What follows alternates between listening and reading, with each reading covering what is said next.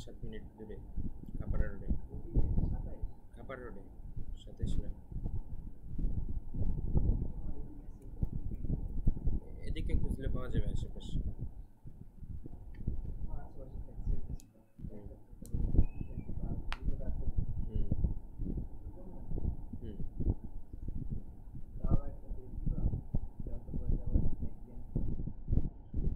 Screen record কিন্তু চালু হয়ে গেছে।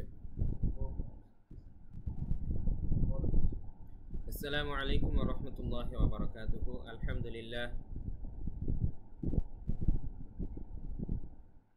আসসালামু আলাইকুম ওয়া রাহমাতুল্লাহি ওয়া বারাকাতুহু। আলহামদুলিল্লাহ, ঠিক আছে।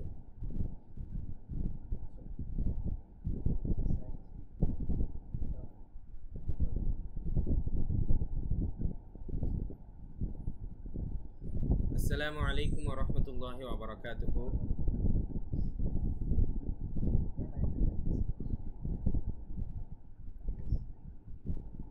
চুল ঠিক আছে আমার চুল। আসসালামু আলাইকুম ওয়া রাহমাতুল্লাহি ওয়া বারাকাতুহু। আলহামদুলিল্লাহ ওয়াস সালাতু ওয়াস সালামু আলা রাসূলিল্লাহ। লাগাই দাও তো এই জানলাটা, পর্দার পিছনে জানলা। চাপবে না, চাপে দাও।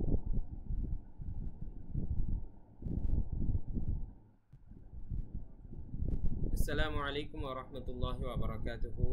আলহামদুলিল্লাহ ওয়াস সালাতু ওয়াস সালামু আলা রাসূলিল্লাহ। প্রিয় শিক্ষার্থীবৃন্দ, আগে আমরা শিখে এসেছি প্রথম অর্ধেক অ্যারাবিক লেটার্সগুলোর ছোট হাতের অক্ষরগুলো দেখতে কীরকম সেগুলো আমরা শিখেছি। এখন আমরা দেখব সেগুলোর ব্যবহার, যেন আপনাদের বুঝতে আরও সুবিধা হয় যে এই ছোট হাতের অক্ষরগুলো যে আমরা শিখছি এটা আমাদের কোথায় কাজে লাগবে এবং কিভাবে কাজে লাগবে। চলুন আমরা স্ক্রিন থেকে দেখে নিই। সবার প্রথমেই এরকম একটি আকৃতি আমরা দেখেছি, বা তাসা নুন ইয়া সবগুলোরই কিন্তু ছোট হাতের অক্ষর বোঝানোর জন্য এই আকৃতিটি ব্যবহার করা হয়। দেখুন, এক হাতওয়ালা আকৃতিটি এরকম এবং দুই হাতওয়ালা আকৃতি এরকম, ঠিক আছে। দুই পাশে দুটি হাত আর এক পাশে একটি হাত। চলুন দেখি নুন কীরকম হয়ে থাকে। নুনের এই তিনটি রূপ আমরা কিন্তু শিখে এসেছি। নুনের ওপরে এক নোক্তা, দেখুন এটা হচ্ছে প্রথম রূপ, এটা দ্বিতীয় রূপ, আর এটা বড় হাতের রূপ যেটা আমরা আগেই শিখেছিলাম। তো ছোট হাতের নুনের মধ্যে প্রথমে যেটি রয়েছে এটা কিন্তু সবসময় শব্দের শুরুতে আসে, মাঝখানে যেটি রয়েছে সেটি শব্দের মাঝখানে আসে, শেষে যেটি রয়েছে সেটি শব্দের মাঝে আসে, ঠিক আছে। তো আমরা উদাহরণ সহ দেখলে খুব স্পষ্টভাবে বুঝতে পারবো। যেমন এখানে দেখুন একটি আরবি শব্দ, এখানে নাহারুন লেখা আছে, শব্দটি নুন দিয়ে শুরু। তো নুন দিয়ে যে শব্দটি শুরু হচ্ছে, দেখুন নুনের কোন রূপ এখানে ব্যবহার হয়েছে? বড় হাতের রূপ কি এসেছে? না, আসেনি। আমরা প্রথমে যে রূপটি দেখেছিলাম ছোট হাতের অক্ষরের মধ্যে, সেই রূপটি কিন্তু এখানে ব্যবহার হয়েছে, দেখতে পাচ্ছেন? জি, নাহারুন। তারপরে আমরা আরেকটি শব্দ দেখতে পাচ্ছি নাজমুন, এখানেও কিন্তু দেখুন নুনের একই রূপ ব্যবহার হয়েছে যেহেতু প্রথমে এসেছে। তার মানে সবসময় আমরা মনে রাখবো শব্দের শুরুতে যখনই আমাদের ছোট হাতের অক্ষরগুলো আসবে তখন কিন্তু এক হাতওয়ালা অক্ষরগুলো শব্দের শুরুতে ব্যবহার হয়, এবং শব্দের মাঝে সবসময় দুই হাতওয়ালা অক্ষর ব্যবহার হয়, ঠিক আছে। শব্দের মাঝে যে দুই হাতওয়ালা অক্ষর ব্যবহৃত হয় সেটা কেন ব্যবহৃত হয় আমি আরেকটু উদাহরণ দিয়ে বুঝিয়ে বলি। দেখুন, যে মাঝখানে থাকে তার তো দুই পাশের জনকেই ধরা লাগবে, এজন্য তার দুটি হাত প্রয়োজন। কিন্তু যে শুরুতে থাকে তার শুধু এই পাশেই মানুষ আছে, এই পাশে কোনো অক্ষর বা মানুষ নেই। আমরা একটু উপমা দিয়ে বুঝিয়ে বলছি সহজে বোঝানোর জন্য। তাই তার শুধুমাত্র একটি হাতই প্রয়োজন যে শুরুতে আসে, কিন্তু যে মাঝখানে আসে তার এই পাশের জনকেও ধরা লাগবে, এই পাশের জনকেও ধরা লাগবে, তাই তার দুটি হাত প্রয়োজন। তাই আমরা এই সূত্র মনে রেখে খুব সহজেই মনে রাখতে পারবো মাঝখানে সবসময় দুই হাতওয়ালা অক্ষর আসে, আর শুরুতে সবসময় এক হাতওয়ালা অক্ষর আসে, এবং শেষে থাকে সবসময় বড়জন মানে বড় হাতের অক্ষর। আশা করি এটা মনে রাখতে আপনাদের আর কোনো কষ্ট হবে না, ঠিক আছে। চলুন শব্দের মাঝে নুনের ব্যবহার কিরকম সেটা আমরা দেখে আসি। এখানে একটি শব্দ দেখতে পাচ্ছেন মাংজিলুন, ঠিক আছে। মিমের পর নুন, নুনটা কিভাবে এসেছে? সেই দ্বিতীয় রূপ আকারে এসেছে, দেখেছেন? এই রূপ আকারে এসেছে দুই হাতওয়ালা, এই যে। তার মানে শব্দের মাঝখানে যখনই নুন অথবা যে কোনো হরফই আসুক না কেন এরকমভাবে আসবে ইনশাআল্লাহ। তারপরে দেখুন শব্দের শেষের উদাহরণ যদি আমরা দেখাই, এখানে একটি শব্দ দেখতে পাচ্ছেন হায়ওয়ানুন। হায়ওয়ানুন শব্দের মধ্যে নুন সবার শেষে এসেছে, এবং এখানে কি নুনটা এরকম ছোট হাতের কোনো অক্ষর এসেছে এক হাতওয়ালা কিংবা দুই হাতওয়ালা? না, আসেনি, বরং বড় হাতের অক্ষরটি এসেছে। তার মানে আমরা মনে রাখবো শব্দের শেষে সব সময় বড় হাতের অক্ষর আসে, যে কোনো অক্ষরের ক্ষেত্রে, যে কোনো শব্দের ক্ষেত্রে। তো পরের পরের অক্ষরে যদি আমরা চলে যাই, সেটা ছিল আমাদের বা। একটু পজ। আচ্ছা, নুন যে প্রথমে দিলা, বা আগে না দিয়া সিরিয়ালে তো আগে বা।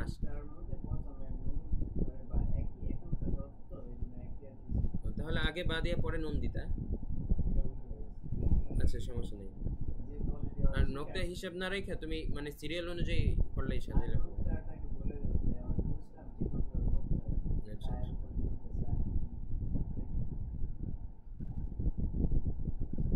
জি দেখুন, আরেকটা বিষয় মনে করিয়ে দিই, নুনের উপরে কিন্তু আমাদের এক নোকতা ছিল, ঠিক আছে? তাই ছোট হাতের হরফগুলো আমরা এভাবেই চিনব। যখন ছোট হাতের এই আকৃতির উপরে একটা নোকতা থাকবে সেটা হচ্ছে নুন, সেটা অন্য কিছু নয়। তো বা আমরা কিভাবে চিনবো? এই আকৃতিগুলোর নিচেই যদি একটি নোকতা থাকে তাহলে কিন্তু আমরা চিনতে পারবো সেটা হচ্ছে বা। এখন আমরা বায়ের ব্যবহার দেখবো ইনশাআল্লাহ। তো বায়ের নিচে এক নোকতা, এটা আপনারা জানেন। তো সেই জ্ঞানকে কাজে লাগিয়ে আমাদের ছোট হাতের বাগুলাও চিনতে হবে। দেখুন, বা এবং নুন ছোট হাতের অক্ষরের ক্ষেত্রে আকৃতিটা একই রকম, শুধুমাত্র পার্থক্যের জায়গাটাই হলো নোকতা। তাই আপনাদের মনে রাখতে হবে নোকতাটা যে বায়ের ক্ষেত্রে বায়ের নিচে এক নোকতা এবং নুনের উপরে এক নোকতা। এই পার্থক্য মনে থাকলে আপনারা বুঝতে পারবেন কোনটা ছোট হাতের বা আর কোনটা ছোট হাতের নুন। দেখুন, বায়ের ব্যবহার শব্দের শুরুতে, এখানে একটি শব্দ দেখতে পাচ্ছেন শুরুতেই বা এসেছে। তো এখানে কিন্তু বা এক হাতওয়ালা বা এসেছে। তারপরে শব্দের মাঝে আপনারা দেখতে পাচ্ছেন আরেকটি বা এসেছে, এটি কিন্তু দুই হাতওয়ালা বা এখানে এসেছে, ঠিক আছে? খুব জুন শব্দটা, মাঝখানে বা এসেছে, বায়ের নিচে এক নোকতা, বাটি দুই হাতওয়ালা, ঠিক আছে? এবং শব্দের শেষে যে বাটি এসেছে এটা কিন্তু সেই বড় হাতের হা, সেই বড় হাতের বা যেটা আমরা প্রথমে শিখেছিলাম, ঠিক আছে? তাহলে আমরা বায়ের ব্যবহার বুঝতে পারলাম। তো ছোট হাতের অক্ষর কোথায় ব্যবহার হয়? আমরা চলে যাচ্ছি তার পরবর্তী অক্ষরে, ইয়া। ইয়া এর নিচে দুই নোকতা, এটা কিন্তু আমাদের মনে রাখতে হবে। একই আকৃতির নিচে দুটি নোকতা যখন আসবে ছোট হাতের ক্ষেত্রে তখন কিন্তু এটি ইয়া। তো ইয়া এর ক্ষেত্রে আমরা এর ব্যবহার এখন আমরা দেখব। দেখুন, যখন শব্দের শুরুতে ইয়া আসলো, এক হাতওয়ালা ইয়া এসেছে। ইয়ামিন শব্দের মধ্যে ইয়া এসেছে, শুরুতে এক হাতওয়ালা ইয়া। তারপরে মাঝখানে বাইত শব্দের মধ্যে মাঝখানে ইয়া এসেছে, মাঝখানের ইয়া দেখেছেন দুই হাতওয়ালা। এবং সবার শেষে এই শব্দটা আমরা দেখব, এই শব্দটা সবার শেষে যে ইয়া যেটি এসেছে এটা কিন্তু বড় হাতের ইয়া এসেছে। তাহলে আশা করি এখন আপনারা খুব ভালো মতোই বুঝতে পেরেছেন। আবারও বলছি, শব্দের শুরুতে যখন ইয়া আসবে বা যে কোনো অক্ষরে আসবে সেটি হতে হবে এক হাতওয়ালা। শব্দের মাঝে যখন যে কোনো অক্ষর আসবে ছোট হাতের সেটি হবে দুই হাতওয়ালা। এবং শব্দের শেষে সবসময় আসে বড় হাতের অক্ষর। চলুন দেখে নিই তারপরের অক্ষর তা। তায়ের উপরে দুটি নোকতা থাকে সবসময়, আমরা কিন্তু সেটা পড়ে এসেছি। তায়ের উপর দুই নোকতা, একই আকৃতির উপরে দুই নোকতা দেখলে আপনারা চিনতে পারবেন এটা ছোট হাতের তা। তায়ের ব্যবহার আমরা দেখে নেই। শব্দের শুরুতে যখন তা আসে আমরা দেখতে পাচ্ছি এখানে এক হাতওয়ালা তা এসেছে। শব্দের মাঝে যখন তা এসেছে কিতাবুন শব্দের মধ্যে দুই হাতওয়ালা তা এসেছে। এবং শব্দের শেষে যখন তা আসলো তখন আমাদের এখানে বড় হাতের তা আসলো। কেমন?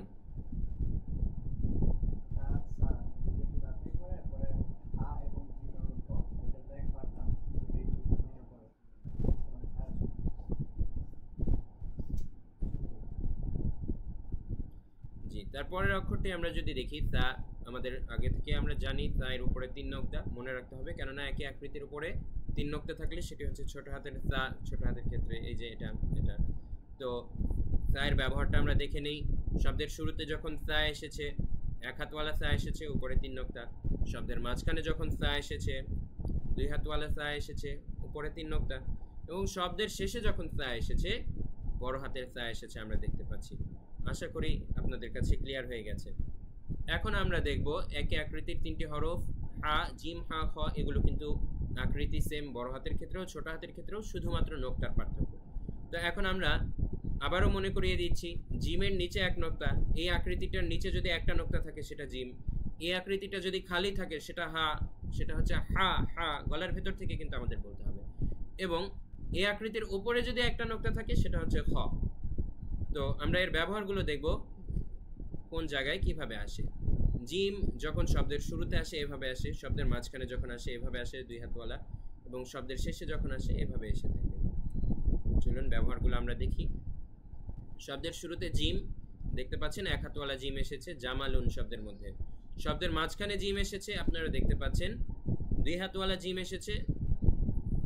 তারপরে শব্দের শেষে যখন আপনারা জিম দেখতে পাচ্ছেন, দারাজুন শব্দের মধ্যে জিম আছে সবার শেষে, শেষের জিমটি কিন্তু বড় হাতের জিম এসেছে। আশা করি জিমের ব্যবহার আপনারা বুঝতে পেরেছেন।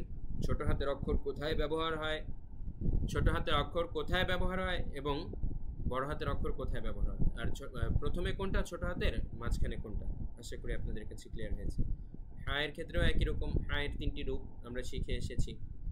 হায়ের তিনটি রূপের ক্ষেত্রে প্রথম রূপটি অর্থাৎ এক হাতওয়ালা রূপ ব্যবহার হয় শব্দের শুরুতে। হামিদুন শব্দটি এখানে রয়েছে।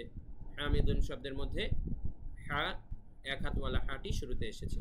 তারপরে মুহতারামুন শব্দের মধ্যে হা আছে মাঝখানে, মাঝখানে আসলে কিন্তু দুই হাতওয়ালা হা এখানে এসেছে আমরা দেখতে পাচ্ছি। এবং রাহুন শব্দের মধ্যে বড় হাতের হা এসেছে সবার শেষে। এবার আমরা দেখব খয়ের ব্যবহার। খয়ের উপরে এক নোক্তা আমরা আবারও মনে করিয়ে দিচ্ছি। খয়ের উপরে যখন একটি নোক্তা থাকবে আমরা চিনতে পারবো এই আকৃতির উপরে একটি নোক্তা থাকলে সেটি হচ্ছে খ।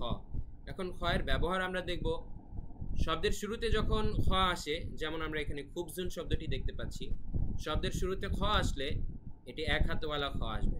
শব্দের মাঝখানে যখন খ আসে দুই হাতওয়ালা খ আসছে এখানে আমরা দেখতে পাচ্ছি। এবং শব্দের শেষে যখন খটি এসেছে আমরা কিন্তু দেখতে পাচ্ছি এখানে বড় হাতের খ এসেছে। ঠিক আছে, তাহলে আমরা আবারও রিক্যাপ করছি। শুরুতে আসলে এক হাতওয়ালা, মাঝখানে আসলে দুই হাতওয়ালা এবং শেষে আসলে আপনারাই বলুন বড় হাতের অক্ষর। আশা করি আমাদের কাছে সম্পূর্ণ ক্লিয়ার হয়ে গেছে। এবার চলুন দেখে নেওয়া যাক সিনের ব্যবহার। আমরা সিনের তিনটা রূপ শিখেছিলাম। এই আকৃতিটা যখন খালি থাকবে সেটা হচ্ছে সিন। ঠিক আছে, আর উপরে যদি তিন নোক্তা থাকে সেক্ষেত্রে হচ্ছে শিন। তো সিনের ব্যবহার এখন আমরা দেখব। প্রথম আকৃতি ছিল এটা, দ্বিতীয় এটা এবং তৃতীয় এটা। শব্দের শুরুতে যখন আসে তখন প্রথম আকৃতিটা আসে অর্থাৎ এক হাতওয়ালা। সাফারুন শব্দের মধ্যে আমরা সিন দেখতে পাচ্ছি, শুরুতে আসার কারণে এক হাতওয়ালা সিনটি এখানে এসেছে। তারপরে মাঝখানে আমরাও সিনের উদাহরণ এখানে দেখতে পাচ্ছি। এখানে কিন্তু দুই হাতওয়ালা সিন এসেছে, আপনারা দেখতে পাচ্ছেন এই পাশে একটি হাত, এই পাশে একটি হাত। এবং শব্দের শেষে যখন সিন এসেছে কাউসুন শব্দের মধ্যে, এখানে কিন্তু সিনটি বড় হাতের সিন। এবার সেই একই আকৃতির উপরে যখন তিন নোক্তা আসবে সেটাই কিন্তু শিন আমরা শিখে এসেছি। শিনের উপরে থাকে তিন নোক্তা এবং শিনের ব্যবহার আমরা এখন দেখব এই তিনটা আকৃতির কোনটা কোথায় ব্যবহার হয়। একই রকমভাবে সবগুলো একই। শিন শব্দের শুরুতে যখন আসে তখন শিন শব্দের শুরুতে যখন আসে তখন এক হাতওয়ালা শিনটি আসে। শব্দের মাঝখানে যখন আসে তখন কিন্তু দুই হাতওয়ালা শিন এখানে এসেছে আমরা দেখতে পাচ্ছি, এই পাশে একটি হাত, এই পাশে একটি হাত। এবং শব্দের শেষে যেই শিনটি এসেছে এটি হচ্ছে বড় হাতের শিন। কেমন? আশা করি আপনাদের কাছে ক্লিয়ার হয়ে গেছে। আপনাদেরকে মনোযোগ দিয়ে শব্দের ব্যবহারগুলো দেখার জন্য অনেক ধন্যবাদ। আমাদের কোর্সটি ভালো লাগলে আপনারা অবশ্যই আপনাদের পরিচিত জনদের মাঝে শেয়ার করে দিবেন। আপনাদের আত্মীয় স্বজন কিংবা পাড়া প্রতিবেশীদের মধ্যে যারা কোরআন শিখতে আগ্রহী তাদেরকেও এই মহতি উদ্যোগে আপনারা শামিল করবেন। ওয়া মা তাওফীক ইল্লা বিল্লাহ। আসসালামু আলাইকুম ওয়া রাহমাতুল্লাহ।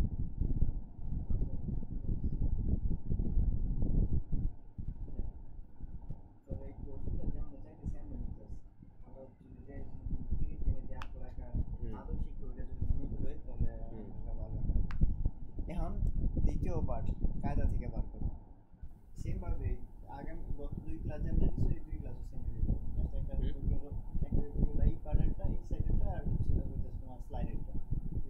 আচ্ছা আবার একটু বলো বুঝছি নেই কি। আচ্ছা ইয়াটা স্ক্রিন রেকর্ডারকে অফ করি।